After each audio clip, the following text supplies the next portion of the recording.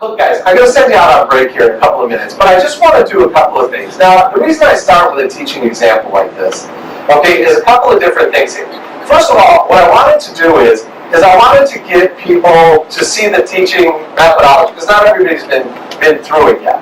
But there's some things that I did here today that I want to be able to discuss late in the day today when we begin to talk.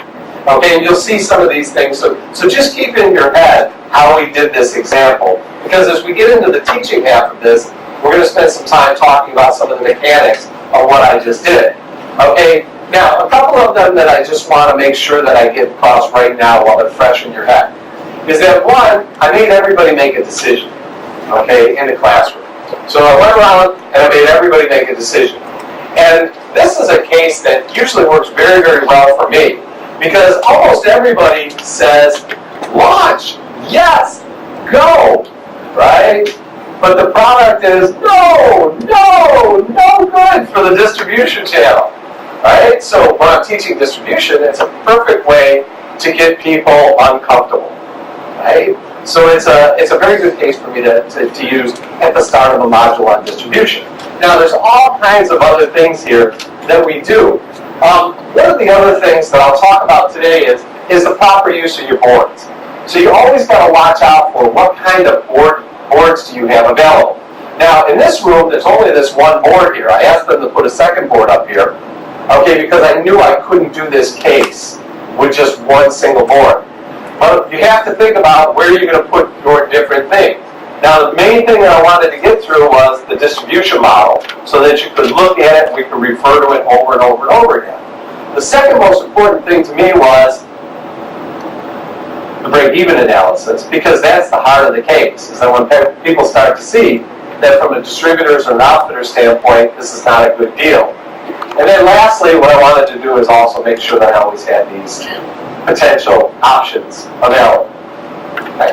Now the other thing that I just want you to keep in mind is you notice that one of the things that I did, and I'll talk about this afternoon, is that I would come up here to ask questions.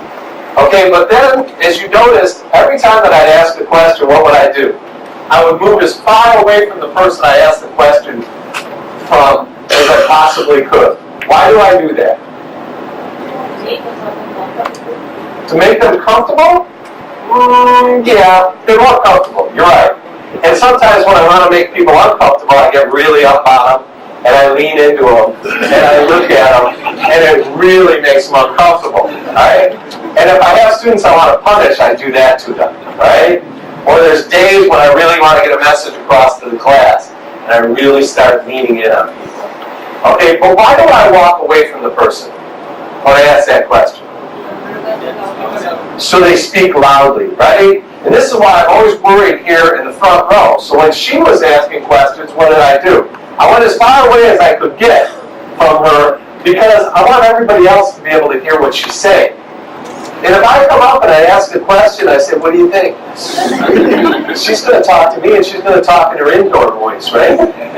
She's going to talk to me very, very closely, right? And it's not going to be very loud. But I want her screaming, right? So I get as far away as I possibly can. Especially when, one of the things we always have to watch out for is our room. These air conditioners are going, and it's hard for you guys in the back to hear. So what I try to do is try to get as far away from the person as I possibly can.